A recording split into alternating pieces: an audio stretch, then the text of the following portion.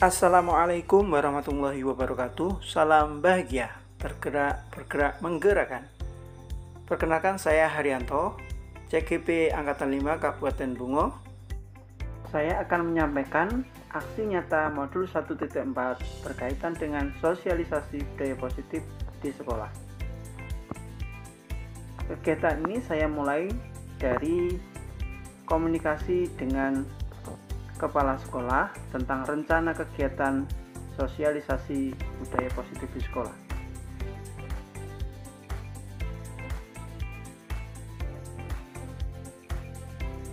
Setelah mendapatkan persetujuan dari kepala sekolah, kemudian hal yang saya lakukan adalah menyampaikan hasil komunikasi saya dengan kepala sekolah melalui kegiatan musyawarah Tenaga Pendidik dan Kependidikan SD Negeri 198 pada Senin pertama di awal pembelajaran. Dalam kesempatan tersebut, turut hadir mahasiswa yang sedang melaksanakan praktek Kukerta di SD Negeri 198 Dwi Karya Bakti.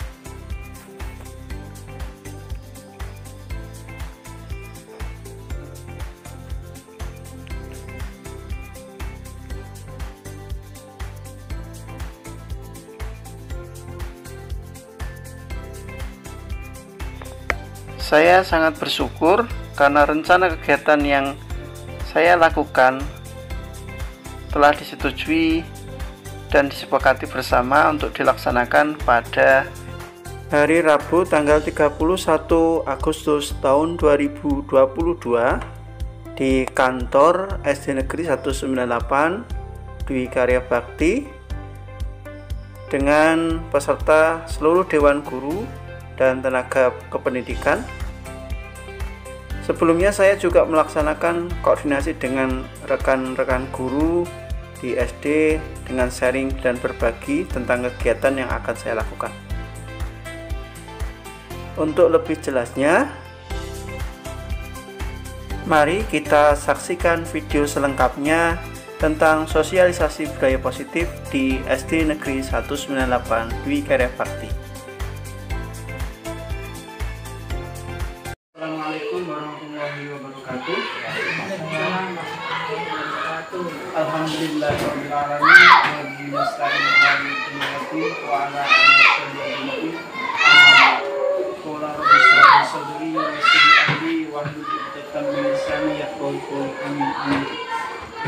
yang kami hormati Bu Kepala Sekolah Negeri 198, yang kami hormati Bapak Ibu Dewan Guru dan karyawan SD Negeri 198. Alhamdulillah, mari kita panjatkan puji syukur kehadirat Allah Subhanahu wa Ta'ala atas limpahan nikmatnya. Pada hari ini kita masih diberikan kesehatan, peluang waktu sehingga dapat hadir di kantor kita tercinta ini dalam keadaan sehat walafiat. Shalawat beserta salam semoga tetap tercurah pada junjungan kita Nabi besar Muhammad SAW yang telah membawa kita dari zaman jahiliyah menuju zaman yang akan datang. Dan semoga doa kita semua, kita senantiasa diakui umatnya dan kelak mendapatkan syafaatnya. Amin ya rabbal alamin. Bapak Ibu Dewan Guru, Kepala Sekolah yang kami hormati, saya di sini mohon maaf sebelumnya mengganggu waktunya karena pagi ini kami punya agenda dalam rangka menyampaikan hasil pembelajaran saya di modul 1.4, artinya sudah hampir 2 bulan kami belajar di calon guru penggerak melalui LMS, daring, dan luring. Kegiatan itu telah kami lakukan beberapa proses dan alhamdulillah pada masanya ini saya diberikan tugas untuk membuat aksi nyata berkaitan dengan sosialisasi budaya positif yang ada di lingkungan sekolah masing-masing dari peserta. Nah, dalam hal ini saya karena bertugas di Negeri 198, saya punya tanggung jawab dan punya kewajiban untuk menyampaikan hasil pembelajaran saya kepada seluruh warga sekolah. baik itu kepala sekolah yang kemarin kita laporkan rencana dan rancangan aksi nyata ini, kemudian ada anak didik di kelas 6 dan kelas 5 yang telah kami lakukan kemarin proses pembuatan kesepakatan kelas, dan selanjutnya pada hari ini adalah sosialisasi kepada Dewan Guru di kantor tercinta ini. Tidak lain, kegiatan ini saya lakukan hanya semata-mata menyampaikan apa yang telah saya dapat. Kita sama-sama belajar. Saya bukan orang yang pintar, tetapi saya mau mencoba hal yang belum saya ketahui, dan mudah-mudahan dapat kita belajari bersama, karena kuncinya pada proses penerapan budaya positif di lingkungan sekolah adalah adanya kolaborasi atau kerjasama antara warga sekolah, baik itu dengan siswa, kepala sekolah, dewan guru, sampai pada orang tua siswa itu sendiri. Karena budaya positif yang timbul di lingkungan sekolah itu tidak terlepas dari budaya yang ada di lingkungan keluarga. Jadi kadang budaya itu atau kebiasaan yang muncul dari sikap anak terbawa sampai ke sekolah. Nah, itulah yang perlu kita pahami bersama dalam rangka apa? Mewujudkan kita belajar sehingga anak dapat mencapai profil pelajar Pancasila. Pintar sesungguhnya adalah ketika kita mau berusaha untuk memperbaiki diri terhadap perubahan zaman. Walaupun sudah kenal, ini data pribadi saya, kurikulum vitae atau riwayat diri saya di 2 tahun ini. Saya bersyukur bergabung di sekolah kita ini dalam rangka memberikan yang terbaik, membantu pendidikan di Indonesia mencapai kesejahteraan dan kebahagiaan yang setinggi-tingginya bagi siswa. Agenda kegiatan pada pagi hari ini saya sampaikan biar nanti lebih terarah. Pertama, pembukaan itu 10 menit, motivasi penyampaian capaian kegiatan, pendalaman materi budaya positif, diskusi, refleksi, serta terakhir yaitu penutup. 6 rangkaian kegiatan itu Allah terlaksana berkat dukungan dari Bapak Ibu sekalian. Bapak Ibu yang kami hormati, sebelum saya berlanjut lebih jauh, perlu saya sampaikan capaian atau tujuan kenapa sih saya mengadakan kegiatan sosialisasi ini. Yang pertama adalah kita semua sebagai seorang pendidik harus dapat memahami pemahaman konsep pendidikan menurut Ki Hajar Dewantara dihubungkan dengan konsep budaya dan lingkungan positif di sekolah, yang tujuannya adalah berpihak pada murid, melakukan evaluasi, refleksi tentang praktik disiplin yang telah kita lakukan di sekolah, memahami peran sebagai guru untuk membangun budaya positif di sekolah. Kemudian sebagai pendidik kita harus memahami budaya positif yang di dalamnya terdapat konsep perubahan paradigma. Terkadang kita kan berpikir itu aturan loh yang harus kita jalankan di tempat kita berada, atau punya pikiran disiplin itu dari orang lain, bukan dari diri kita sendiri. Nah, paradigma atau pemikiran itu perlu kita pahami dan perlu kita cermati bersama agar tidak terfokus pada pemikiran yang lama. Terus, di akhir bersikap reflektif dan kritis terhadap budaya di sekolah dan senantiasa mengembangkannya sesuai dengan kebutuhan sosial murid. Bapak Ibu yang berbahagia, sebelum saya masuk ke materi, saya mengajak Bapak Ibu untuk sedikit merefresh diri. Nah, melalui kertas lembaran ini yang saya nanti akan bagikan kepada Bapak Ibu semuanya. Mohon maaf ya. Oke, nah, siap ya. Maaf nih. Gambar aja, terserah mau gambar kepala, gambar pena, tidak apa-apa. Nah, saya kasih waktu sebelum masuk materi ya, 5 menit saja, 5 menit gambar terserah. Yang penting di dalam pikiran kita, benak kita, selama ini kita itu diumpamakan seperti benda apa? Tujuannya tidak lain adalah mari sama-sama kita memikirkan kita di dalam posisi apa sih sebagai seorang guru melalui gambar yang Bapak Ibu buat.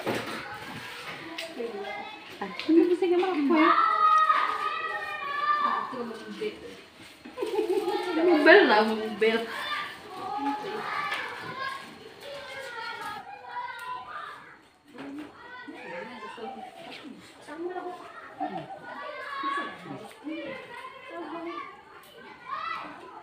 Silakan yang mau menyampaikan hasil pemikirannya sesuai dengan dirinya sendiri melalui gambar apa, saya berikan kesempatan. Gambar padi. Gambar padi. Iya, gambar padi. Maksudnya apa itu, Pak? Dalam diri Pak Rehan itu apa artinya padi? Artinya semakin berisi semakin tunduk. Iya ya. Jadi Bang Rehan ketika semakin pertumbuhan semakin maju, maka menyesuaikan dengan rendah hati ya. Tidak rendah diri tapi rendah hati. Terus berkembang semakin berisi maka akan semakin merunduk. Nah, diumpamakan seperti padi. Tepuk tangan semuanya. Saya rasa cukup ya, alhamdulillah. Terima kasih. Nah, oke, saya lanjutkan Bapak Ibu semua. Jadi mari kita sama-sama memperhatikan apa yang saya tampilkan di layar di depan itu. Salam bahagia. Setiap guru ketika masuk kelas tentunya pengennya senang enggak? Senang ya? Bahagia tidak? Ketika kita suasananya tidak bahagia atau tidak senang, maka kita perasaannya dalam memberikan kepada anak, maka cenderung ternyata perasaan saya lagi galau loh misalnya. Itu nanti berdampak kepada apa yang kita sampaikan di kelas. Tujuan pendidikan menurut Ki Hajar Dewantara, ini sudah sama-sama kita ketahui, menuntun segala kodrat yang ada pada anak. Jadi anak itu sudah punya bakat Bapak Ibu. Dari lahirnya Allah menciptakan manusia itu fitrah, suci, ya. Tinggal bagaimana orang tuanya mau diarahkan ke A, B, nah itu kan tergantung pada kondisi yang ada. Tetapi pada dasarnya anak itu memiliki bakat dari lahirnya, dari Allah SWT. Untuk itu tugas kita sebagai pendidik adalah menuntun, memberikan bimbingan agar anak tidak salah arah. Punya kekuatan fisik misalnya, mau main olahraga. Nah, tugas guru menyambung, memfasilitasi anak itu biar sampai pada menjadi atlet. Atau misalnya dilatih menjadi seorang yang olahragawan. Itu salah satu. Dan pada akhirnya kebahagiaan anak itulah yang menjadi cita-cita kita bersama, ya. Mencapai keselamatan dan kebahagiaan anak setinggi-tingginya sesuai dengan bakat dan minatnya.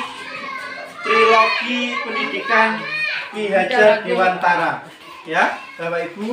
Ing ngarsa sumtulodo, ing madya mangun karso dan tuturi handayani. Di depan memberikan teladan, di tengah memberikan kekuatan dan terus berkarya, di belakang tuturi handayani itu memberikan dorongan agar anak terus mempersiapkan diri menggapai apa yang diinginkannya. Selalu memberikan dorongan kepada anak, yang artinya belajar. Nah, makna kata ini berkonotasi dengan disiplin diri dari murid-murid Sokrates dan Plato. Namun dalam budaya kita, makna disiplin seringkali dapat kita lihatlah sesuai dengan yang dilakukan pada orang lain untuk mendapatkan kepatuhan. Kalau tidak, misalnya kamu kalau tidak mengerjakan tugas, kamu saya hukum misalnya. Nah, itu perasaan disiplin. Padahal itu bukan disiplin. Disiplin adalah bagaimana caranya seorang belajar untuk memahami dirinya yang berasal dari dirinya, sehingga keyakinannya timbul secara dari intrinsiknya, bukan dari orang lain, atau bukan karena hukuman atau konsekuensinya. Nah, ini selama ini perubahan ini ya, stimulus paradigma pemikiran kita, ya, kita mencoba mengubah orang agar berpandangan sama dengan kita. Sering ya, misal si A harus memiliki pemikiran yang sama dengan si B. Padahal sebenarnya teori kontrol kita adalah kita berusaha memahami pandangan orang lain yang berbeda. Bukan kita memaksakan diri harus sama dengan orang lain. Nah, terus perilaku buruk dilihat sebagai suatu kesalahan. Sering ya, misalnya si A ini melakukan misalnya mencuri atau melakukan mengganggu kawannya, ini salah gue. Kamu salah melakukan itu. Nah, pada teori kontrol, semua perilaku memiliki tujuan. Dekati anak, apa yang dilakukannya? Kenapa sih? Nah, bukan semata-mata memberikan langsung menjudge bahasanya, oh kamu itu salah, apa yang kamu lakukan itu salah. Tetapi kita dekati dulu, kamu tujuannya apa sih nak melakukan perbuatan itu? Nah, semua yang dilakukan seseorang itu memiliki dasarnya, memiliki tujuan. Nah, kalau sudah disampaikan, maka akan timbul, oh ternyata ini loh dasar anak itu melakukannya. Walaupun pada akhirnya dia mengakui apa yang dilakukannya itu salah, tetapi kalau sudah muncul pada dirinya, maka anak itu akan memperbaiki dirinya, bukan takut terhadap apa yang disampaikan orang lain. Orang lain bisa mengontrol saya, itu dulu. Orang lain bisa mengontrol saya. Hanya hanya kita yang dapat mengontrol diri sendiri. Contoh tadi. Nah, genggam ini, kalau mau mempertahankan dirinya, orang lain bisa mengontrol saya. Maksudnya bukan berarti, oh kamu tidak harus tunduk dan patuh pada orang lain, bukan.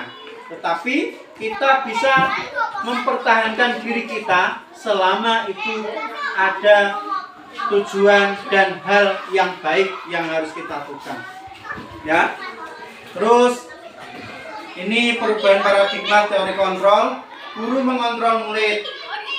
Dulu ilusi itu kan angan ya, khayalan.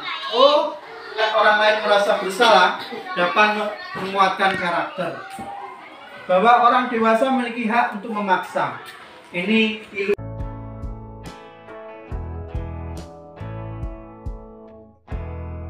Nilai-nilai kebajikan universal. Ini tujuannya. Setiap perilaku atau perbuatan itu memiliki tujuan menurut Dr. William Glasser pada teori kontrol.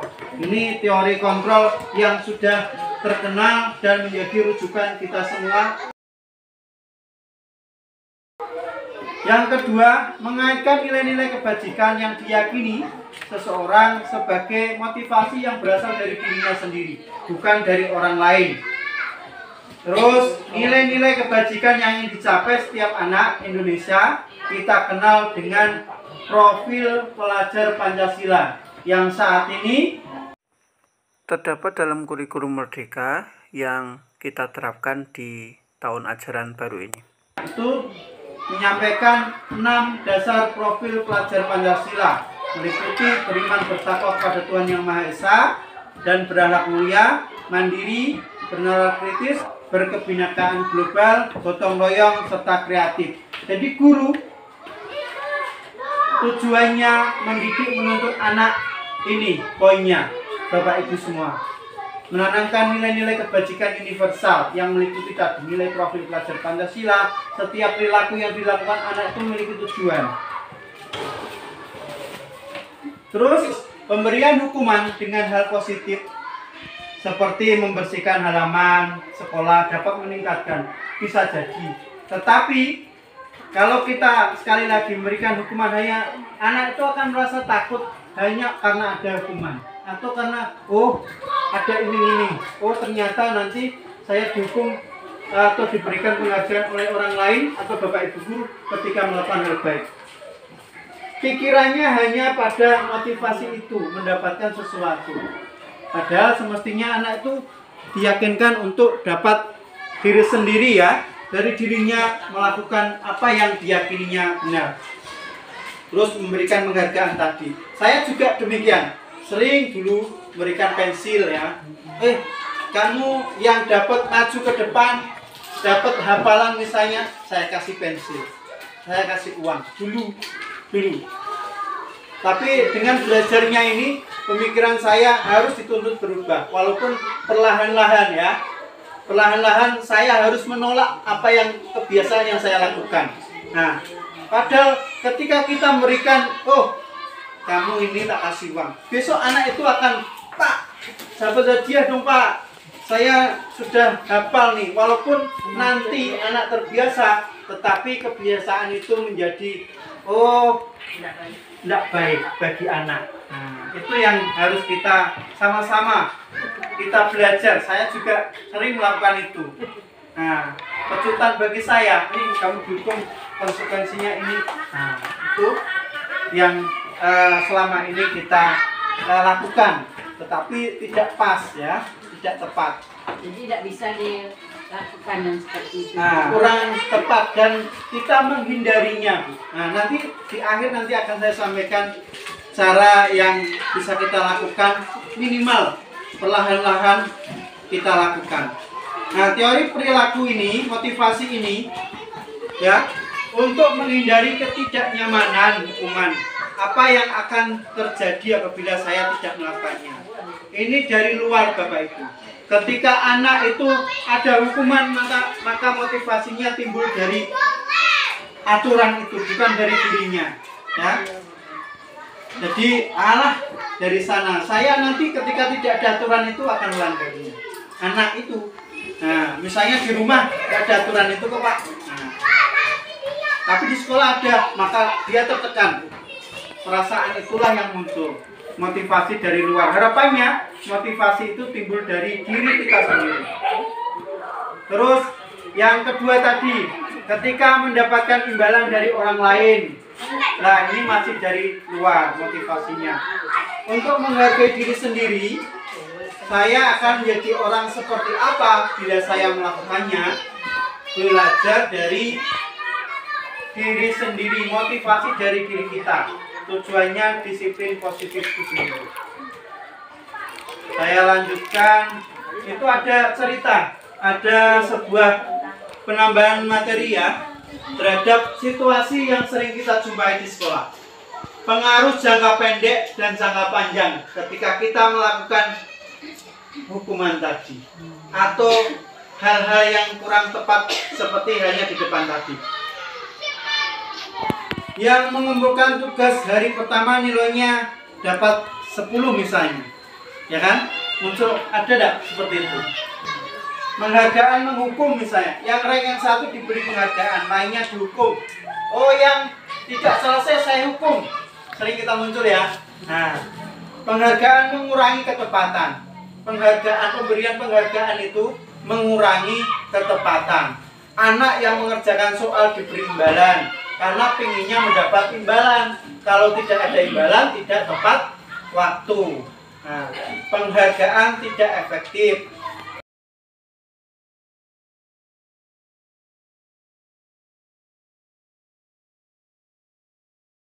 Jika kamu mengerjakan tugas tepat waktu, saya kasih nilai 8 terus misalnya. Nah, jadi tidak efektif niatnya. Penghargaan merusak hubungan. Ketika saya diberikan penghargaan orang lain, maka orang lain tentunya akan iri perasaannya ya. Atau misalnya si anak A ini dapat juara 1. Atau di kelas ini rajin loh, pinter loh, disayang sama bapak ibu guru. Anak ini terus, yang lainnya, perasaan anak yang lain akan iri. Merusak hubungan keluarga yang timbul. Sama halnya kita, ketika kita memberikan penghargaan yang terlalu berlebihan, maka akan berdampak yang tidak baik kepada hubungan di sekitar kita. Nah, ini Bapak Ibu, saya lanjutkan.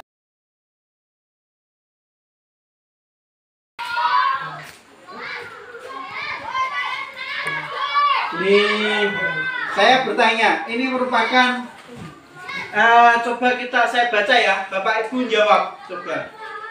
Mencatat 100 kali di dalam buku kalimat. Saya tidak akan terlambat lagi karena terlambat ke sekolah. Ini merupakan hukuman atau konsekuensi? Anak disuruh mencatat 100 kali di buku kalimat di buku. Ini merupakan hukuman atau konsekuensi menurut Bapak Ibu? Hukuman ya. Hukuman karena anak diberikan sanksi ya. Hukuman untuk mencatat 1000 itu. Hukuman. Lari mengelilingi lapangan basket 2 kali karena terlambat hadir di sekolah. Konsekuensi atau hukuman? Hukuman ya. Hukuman termasuk hukuman. Murid minta untuk push up 15 kali karena tidak menggunakan masker ke sekolah. Diminta ini karena tidak membawa masker diminta. Itu konsekuensinya. Ya, konsekuensi.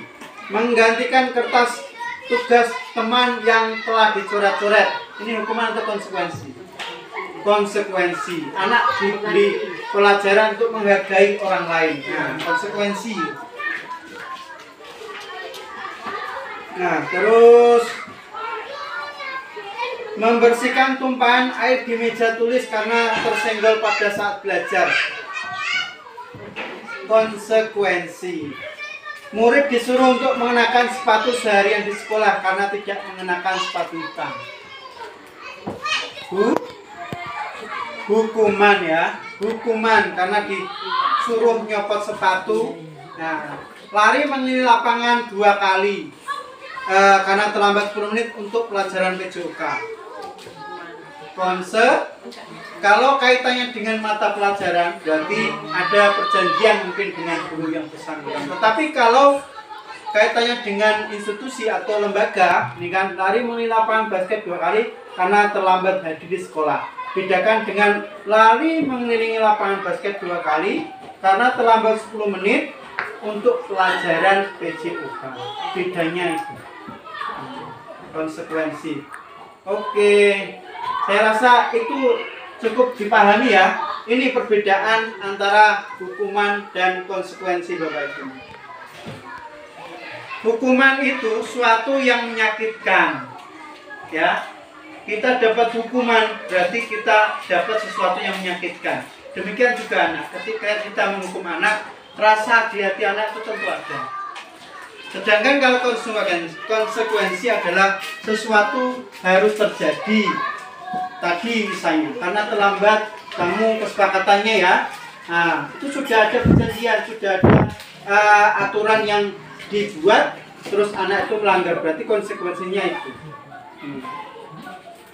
Terus marah, rasa bersalah, dipermalukan, merasa tidak dihargai. Ini hukuman. Anak akan merasa marah, merasa bersalah, dipermalukan, merasa tidak dihargai oleh orang lain. Nah, sedangkan konsekuensi adalah kehilangan hak, dibuat tidak nyaman, diasingkan untuk sementara. Nah, itu. Ini tadi kok kembali ke depan. Yang patut kita lakukan itu apa? Ini yang saya praktekkan dengan anak-anak di kelas kemarin. Apa sih restitusi itu? Nah, restitusi adalah proses menciptakan kondisi bagi murid atau siswa untuk memperbaiki kesalahan. Artinya anak itu diajak untuk memperbaiki apa yang dilakukan, sadar terhadap apa yang diperbuat. Bersama-sama dengan anak dibuat, oh saya ternyata salah ya Pak melakukan ini. Bukan kita langsung memberikan, kamu salah, kamu harus lari misalnya, atau kamu keluar. Nah, itu merupakan hukuman atau konsekuensi. Yang harus kita lakukan saat ini adalah berusaha semaksimal mungkin untuk melakukan restitusi. Ya, restitusi. Sehingga mereka, anak didik kita kembali pada kelompok mereka, tidak takut ketika melakukan kesalahan dan menyadari apa yang dia lakukan. Karena tujuannya adalah membantu murid berpikir tentang orang seperti apa mereka sih. dan bagaimana mereka harus memperlakukan orang lain, serta apa sih pemecahan yang akan saya lakukan yang timbul dari anak itu sendiri. Nah, ada video ini ciri-ciri restitusi Bapak Ibu. Bukan untuk menebus kesalahan, namun untuk belajar dari kesalahan, memperbaiki hubungan. Tawaran bukan paksaan. Anak ditawarkan, misalnya si Alvin, apa benar apa yang kamu lakukan, nak? Menyadari anaknya, dibuat sadar. Oh ternyata salah, Pak. Nah, bukan langsung kita memberikan hukuman. Ini tujuannya restitusi adalah itu, menuntun anak untuk melihat ke dalam diri, mencari kebutuhan dasar yang mendasari anak melakukan tindakan. Cara paling baik adalah restitusi, fokus pada karakter bukan tindakan, pembentukan karakter. Nah, restitusi mengembalikan murid yang berbuat salah pada kelompoknya. Contohnya tadi si A di channel YouTube saya itu ada yang saya kirim di grup itu. Saya masuk di kelas 6. Contohnya anak terlambat, Bapak Ibu. Terlambat masuk kelas. Bukan langsung kita suruh keluar atau dengan kita hukum, tetapi kita tanya sih dari dirinya sendiri bersama dengan orang lain. Jadi kolaborasi dengan guru itu sangat penting untuk memecahkan masalah yang dihadapi oleh anak. Karena apa Bapak Ibu? Sering kita lihat ketika anak punya masalah, nanti anak itu akan menyendiri di kelas. Terus tidak mau berkumpul lagi dengan yang lain karena sudah terpojok ya. Oh ternyata saya dibenci kawan-kawan loh. Nah itu. Lanjut. Ini lingkaran seperti ini. Budaya positif ini harus kita wujudkan di lingkungan sekolah kita. Kita mulai dari peraturan kelas, keyakinan kelas, lingkungan yang positif. Artinya lingkaran ini ya sebagai bentuk dari budaya positif di lingkungan kita. Nah, teman keyakinan kelas ada tabel T dan tabel Z. Ya, Bapak Ibu ada hormat, nampak kan ya? Jadi itu bentuk tabel T dan Y, sudah Bang? Kelas.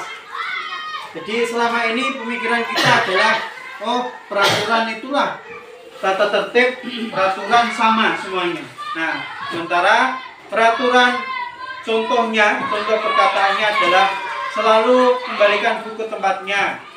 Keyakinan kelasnya adalah tanggung jawab. Dilarang mengganggu orang lain.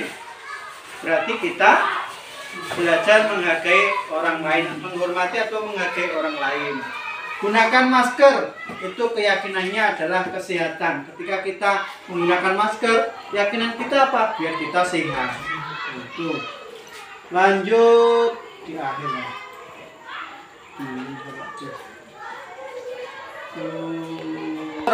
Setiap manusia itu memiliki kebutuhan dasar. Kebutuhan dasar itu meliputi 5 hal. Yang pertama adalah bertahan hidup, ya, kasih sayang dan rasa diterima, penguasaan, kebebasan, dan kesenangan. Ini ada pada diri kita semua, Bapak Ibu. Dan setiap anak di kelas juga memiliki hal yang sama.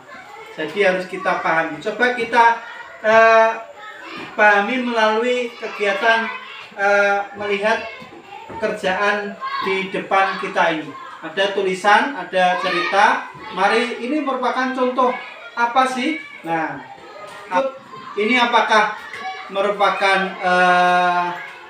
membuat orang merasa bersalah? Terus ada penghukum tadi ya. Penghukum 5 kontrol posisi itu ada di sini. 5 posisi kontrol seorang pendidik, mulai dari penghukum, membuat orang merasa bersalah, teman, kita posisinya sebagai apa terhadap siswa, pemantau, dan manajer. Harapannya kita pada posisi manajer, karena di posisi manajer lah kegiatan restitusi atau pelaksanaan restitusi akan terwujud.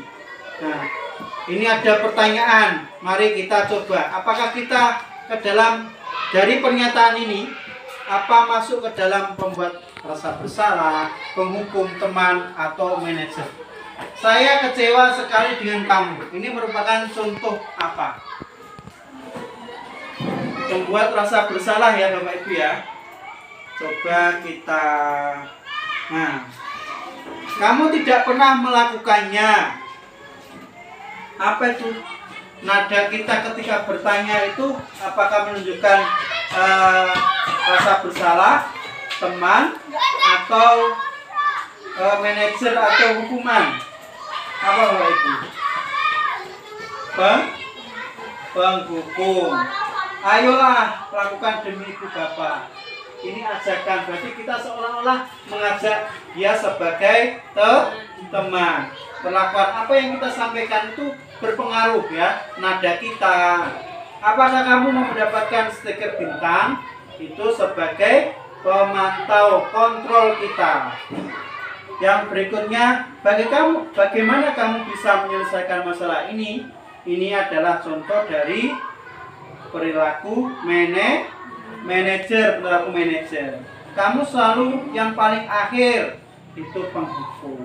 Nah, demikian itu Bu, Pak. Jadi patut kita pahami, nada yang kita keluarkan akan sangat berpengaruh pada posisi kita di dalam menghadapi anak. Apakah sebagai kontrol, penghukum, pemantau, pembuat rasa bersalah, atau sebagai manajer.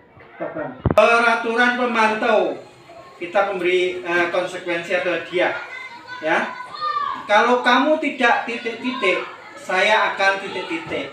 Diberi hukuman untuk membuat tidak nyaman. Ketika kamu tidak melakukan tidak mengerjakan tugas, kamu akan saya kasih sanksi. Nah, itu merupakan salah satu bentuk penghukum ya. Tuh. Ini sekuensi dan restitusi. Jadi ketiganya yang paling disarankan adalah restitusi dalam menghadapi peserta didik kita di sekolah.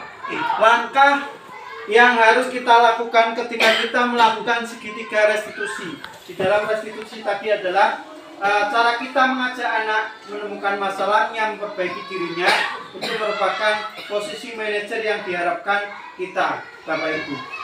Mulai dari menstabilkan identitas, validasi kebutuhan, sampai pada menanyakan keyakinan pada anak itu sendiri. Berbuat salah itu manusiawi, nak. Nah, itu salah satu contoh menstabilkan anak. Nah, tidak ada manusia yang sempurna. Bapak Ibu juga pernah berbuat salah. Nah, itu salah satu pemantik kita agar anak mengakui apa yang dia lakukan.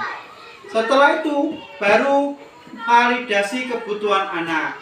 Nah, ini tujuannya apa? Membantu siswa mengenali kebutuhan yang ingin dipenuhinya ketika melakukan kesalahannya. Karena pada dasarnya setiap tindakan yang dilakukan anak itu memiliki contoh perkataan yang dilakukan oleh disampaikan guru meliputi, kamu bisa saja melakukan hal yang lebih buruk, tapi kamu tidak melakukannya kan? Nah, ini pertanyaan. Apakah apa yang penting bagi kamu? Maukah kamu belajar cara lain untuk mendapatkan yang kamu butuhkan tanpa harus memukul? Misal anak memukul, oh kenapa sih memukul? Bisa nggak tanpa memukul, misalnya dipancing seperti itu. Nah, itu salah satu contohnya. Terus ini menanyakan keyakinan pada posisi akhir adalah tujuannya anak melihat kesalahannya, kemudian dihubungkan dengan norma atau aturan sosial dan nilai-nilai yang mendasari manusia untuk berinteraksi dengan orang lain. Pertanyaannya sebagai berikut. Apa nilai-nilai yang kita percaya di kelas atau sekolah kita, nak? Misalnya ada aturan. Nah, nanti saya berikan gambaran melalui video. Kita coba lihat video ini ya, sebagai manajer dalam kasus ini. ketika putra masuk kelas terlambat, apa yang saya lakukan? Video selengkapnya Bapak Ibu.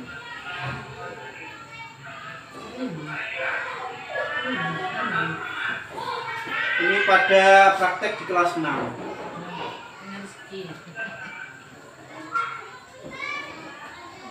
Selamat datang. Terlambat masuk kelas. Cara kita itu seperti apa? Nah, itu yang patut kita coba bersama. Kita tetap melanjutkan pelajaran. Nanti ketika waktu istirahat ini, prosesnya seperti ini. Saya bertanya kepada anak tersebut tentang alasannya kenapa terlambat.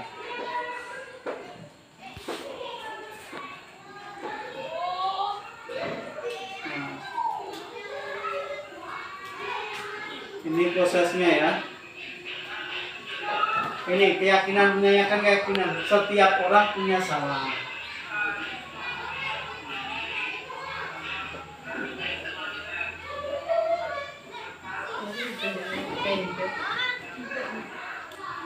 Nah, ini itu. Terus anak itu tahu solusinya. Oh saya Pak. Nah, ini Mas Rizky menjawab.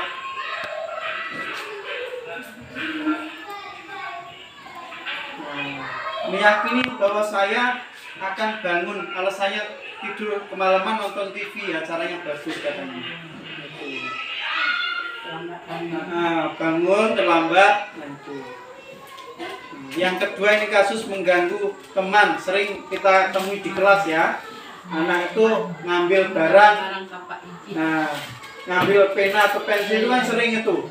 Saya ambil kejadian nyata, ini memang pernah terjadi. Pas momen ini. Nah, itu saya panggil.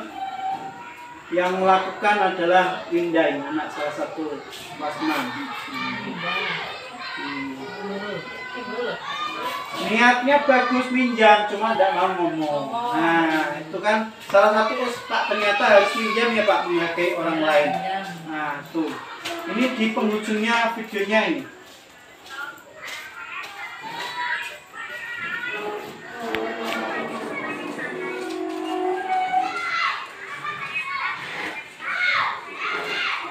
Menghargai orang lain, akhirnya anak ini.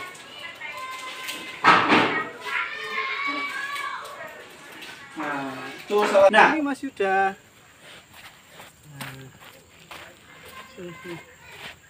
Nah, tadi kan, tadi pagi jam pertama, kamu pakai baju apa?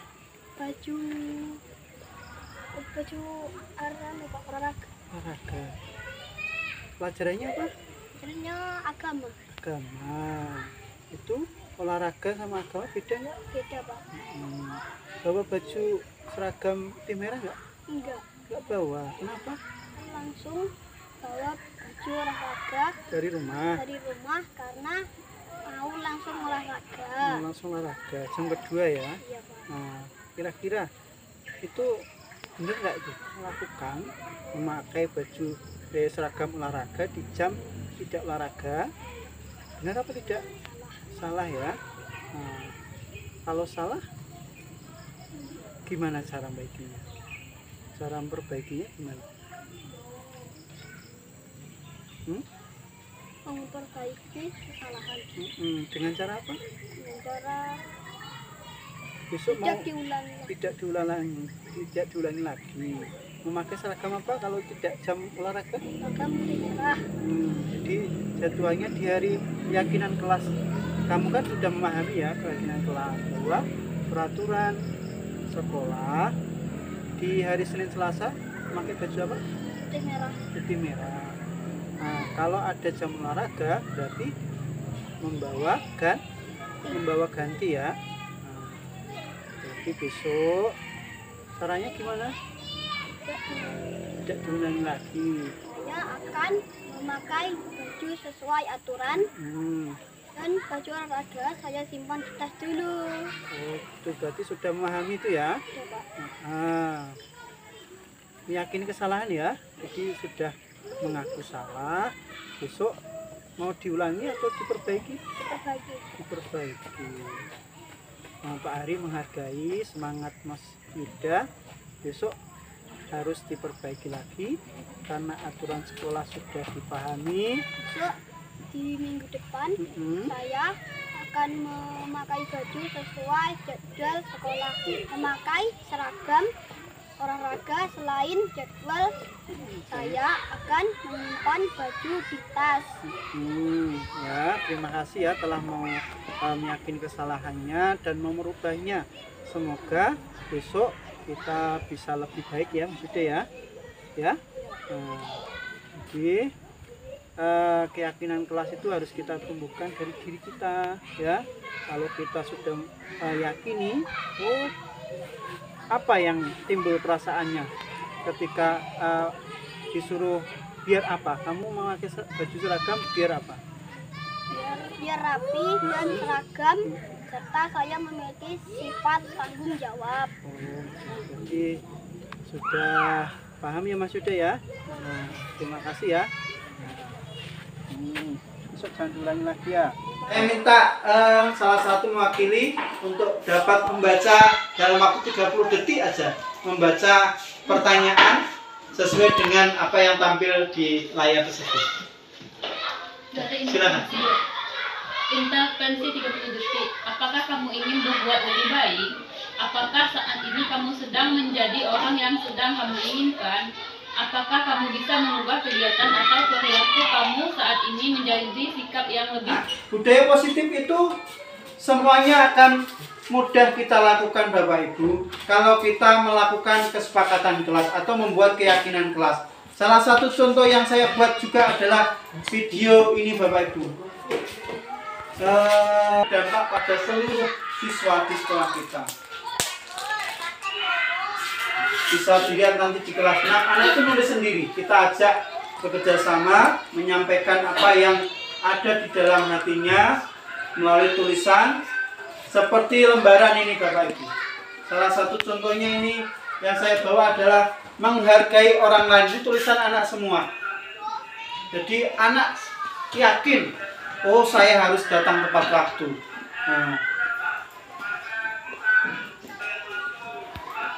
Ini prosesnya adalah nanti kita bersama dengan anak bisa dipraktekkan nanti di kelas Bapak Ibu, ditempelkan di dinding seperti hanya di kelas 6. Saya membawa media kertas origami atau kertas yang ada, dipotong-potong biar lebih menarik dan itu menjadi pedoman anak untuk belajar di kelas dan di luar kelas. Contohnya disiplin tadi. Nah ini anak proses menulis, membuat keyakinan kelas dan ditandatangani bersama wali kelas, guru. Misalnya kalau keyakinan kelas kami berarti dalam guru agama atau dengan guru kelas dibuat. Nah ini ditempel satu-satu. Itu saya lakukan di papan tulis Bapak Ibu, nanti dipindah ke kertas sebelahnya. Ini salah satu apa yang ditulis saya tirukan seperti itu.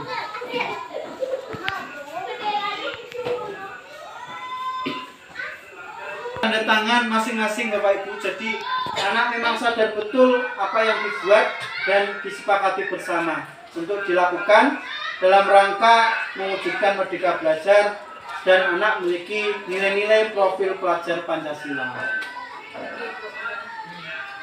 Yang kamu inginkan, peraturannya apa? Terima kasih ya Bu Nur telah mewakili teman yang lain membacakan pertanyaan-pertanyaan yang kaitannya dengan keyakinan kelas. Pada intinya, apa yang kamu inginkan, peraturannya apa? Jadi sepakati bersama. Teori kontrol atau teori pilihan menurut Dr. William Glasser. Disiplin positif, Anda tidak bisa mengontrol orang lain, hanya Anda yang bisa mengontrol diri kita sendiri.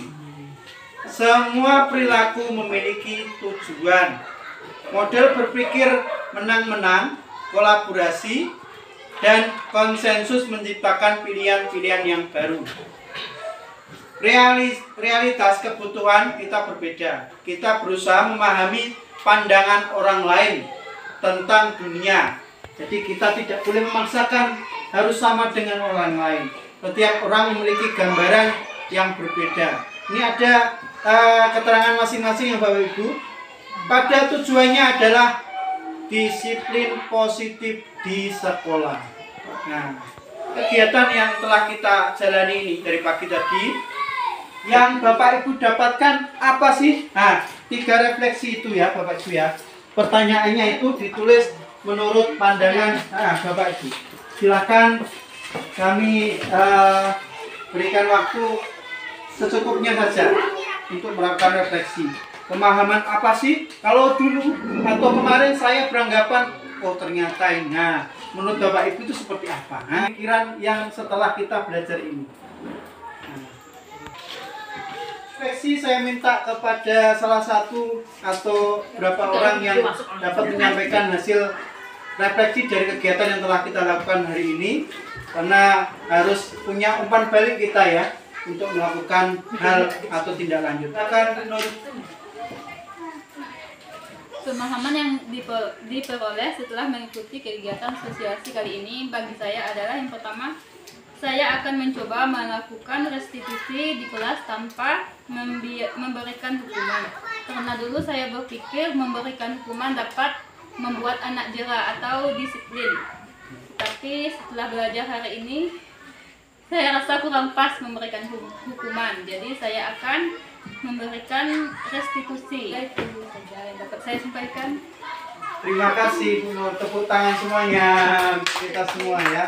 Oke Bapak Ibu, semuanya punya pemikiran ya. Jadi tujuannya pada akhirnya adalah kita dapat membuat anak merdeka belajar dan anak memiliki sikap yang punya nilai-nilai profil pelajar Pancasila.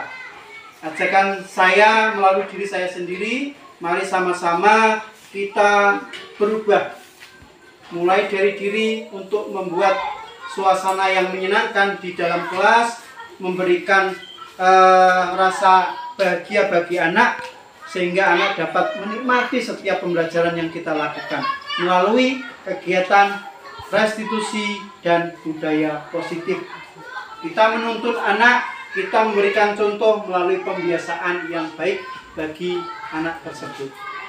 Mungkin hanya itu di dalam kegiatan sosialisasi ini. Harapannya mari sama-sama kesepakatan dan keyakinan kita bersama kita sampaikan kepada anak, kita buat semaksimal mungkin dengan kelas masing-masing. Nanti bisa dilihat, nanti dipajang per kelas, nanti akan lebih anak itu mengerti walaupun belum bisa sepenuhnya, tapi lama-lama akan menjadi terbiasa dengan perilaku positif yang dimaksud atau kesepakatan kelas yang dimaksud.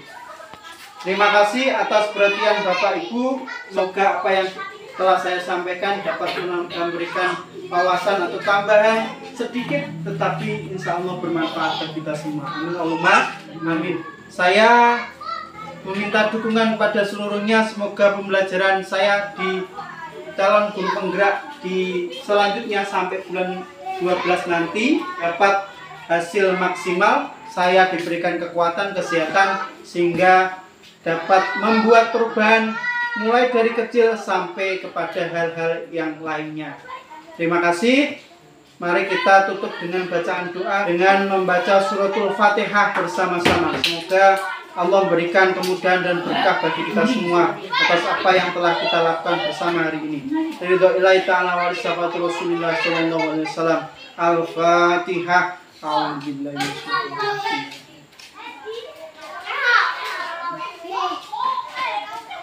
Terima kasih pada Bapak Ibu sekali lagi. Mohon maaf bila ada penyampaian yang kurang tepat. Saya akhiri. Wassalamualaikum warahmatullahi wabarakatuh. Waalaikumsalam.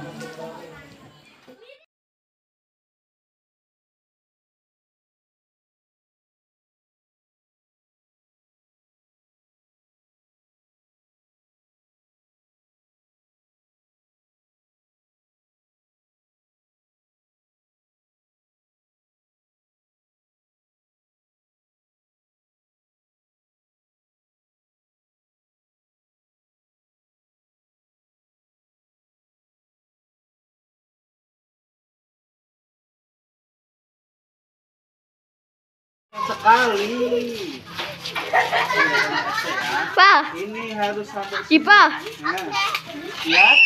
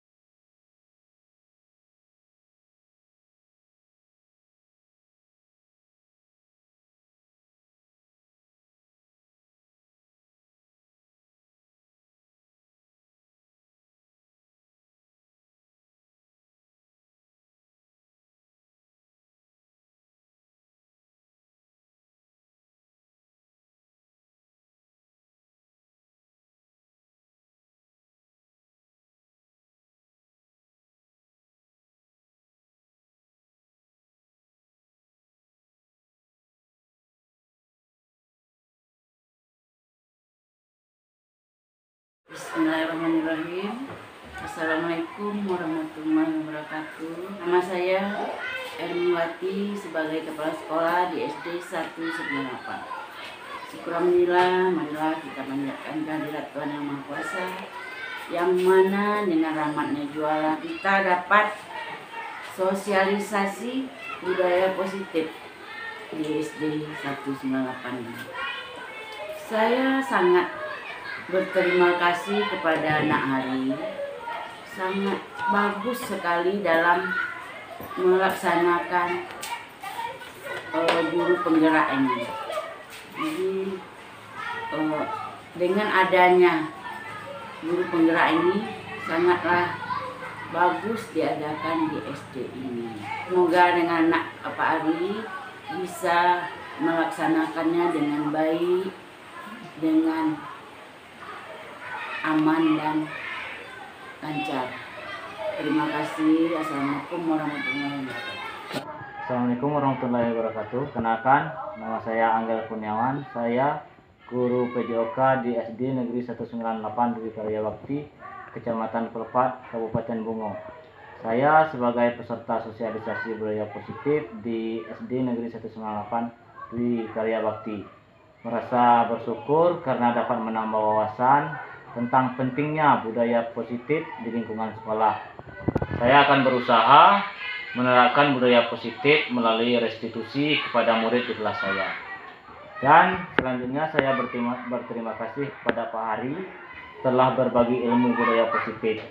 Semoga kedepannya Pak Hari diberikan semangat untuk menyelesaikan pendidikan guru penggerak sampai tuntas dan membawa perubahan bagi pendidikan di Indonesia. Mungkin itu dari saya. Cukup sekian. Wassalamualaikum warahmatullahi wabarakatuh. Melaksanakan kesepakatan kelas untuk pedoman kami di kelas. Kami akan melakukan budaya positif. Pada hari semangat ya, dan pendidikan guru penggeraknya lancar dan selesai tuntas. Mari kita wujudkan budaya positif di sekolah kita. Assalamualaikum warahmatullahi wabarakatuh. Assalamualaikum warahmatullahi wabarakatuh. Nama saya Yuda Fikri Saputra dari SD 198 Dwi Karya Bakti kelas 6 Saya sangat senang dan lega dengan yang dilakukan Pak Hari. Hari mengingatkan saya tentang keyakinan kelas, mematuhi aturan sesuai dengan keyakinan kelas, akan memakai baju seragam sesuai aturan. Hari juga mengajarkan saya untuk menyadari kesalahan dan memperbaiki untuk berbuat lebih baik, menumbuhkan budaya positif di sekolah. Assalamualaikum warahmatullahi wabarakatuh.